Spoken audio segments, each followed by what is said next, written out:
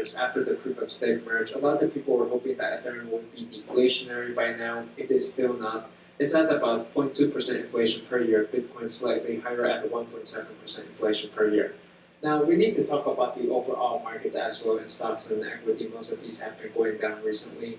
And that's due to the Fed raising interest rates to about 3.25%. But actually, the target rate is going to be even higher than that at around 4.6% due to be reached in 2023. So there's more pain ahead as the dollar continues to strengthen with higher interest rates. And the funny thing is, the rising interest rate for the dollar is going to be interesting for the stablecoin markets as well, because stablecoins don't give you 3 to 4% yield like the US dollar and fiat does. And so we may see possibly a draining of liquidity out of cryptocurrency and stablecoins back into simple plain fiat. In the recession, cash may just be king. And as September starts to wrap up and we get into October, there's something known as the October effect, in which we've seen a lot of market crashes happen in October. So just something to be aware of. This may be a little bit more of a psychological effect in which October has seen a lot more market crashes. Some investors may be more skittish, but it's also a decent time to do some tax loss harvesting as well, where you realize some tax losses in order to offset any potential capital gains you may have had throughout the year.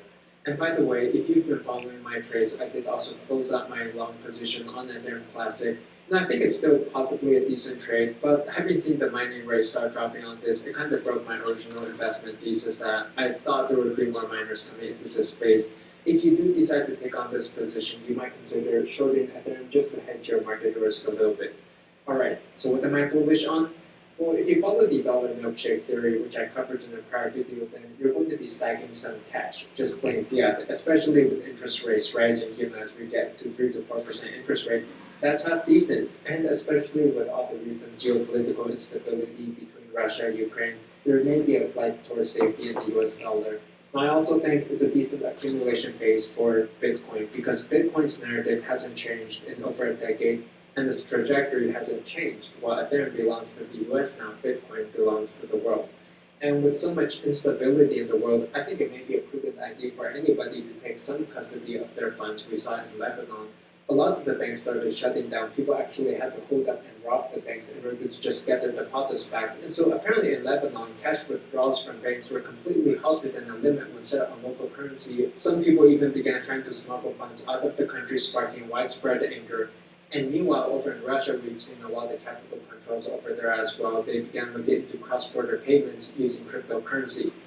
And obviously they're not going to be using stable coins like USDC or USDT to make these cross-border payments. More likely than not, it's going to be something truly decentralized, maybe something like Bitcoin with high liquidity. Alright, cool. Now that brings us to our tech of the day, this beautiful ultra-wide monitor. It is the LG 49-inch curved ultra-wide Nano IPS 144Hz display monitor, HDR display for maximum productivity and entertainment as well. It's got some built-in speakers too, and it's basically like two 27-inch monitors placed side by side, but you don't have this bevel in the middle. So it's just this beautiful single slab of uninterrupted screen space to enshroud you in whatever it is you're doing, whether it's work, browsing the internet, watching a movie, or gaming. And so I've been testing this monitor out over the past few days, and it gives you so much screen real estate that it can totally change your workflow. If you're the type of person that multitasks a lot, or you have a lot of screen windows up at the same time, then definitely check a monitor like this out. You can be watching a YouTube video on Discord or Slack in the chat room, checking a stock chart, surfing the internet, looking up a tutorial documentation, and coding all at the same time and not lose track of any of your windows. And with a 144Hz refresh rate, the action is really smooth on this monitor, making it great for gaming. I was playing some classic PC games like Dying Light 2, Torchlight 2. I've been getting into that lately, and you can enter that virtual world where the monitor wraps you in the environment. There's some interesting configurations for this ultra-wide monitor as well, where you can actually split it into two screens where each side of the screen feeds in from a different input port. So for me, I actually have two computers here, a Mac and a PC for gaming, and I can actually display both at the same time on different parts of the screen. I find that pretty useful as well. Now, the choice to go for a super ultra-wide monitor like the 49-inch is going to depend on your use case, because it is kind of a niche monitor.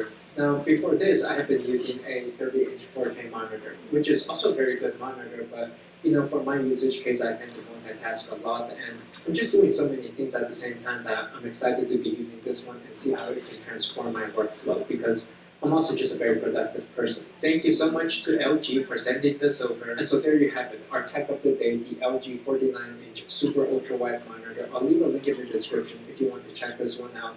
And other than that, let me know what's your market outlook in the comments below. See you there. If you like the video, if you like and subscribe. See you in the next one. Thanks. Bye.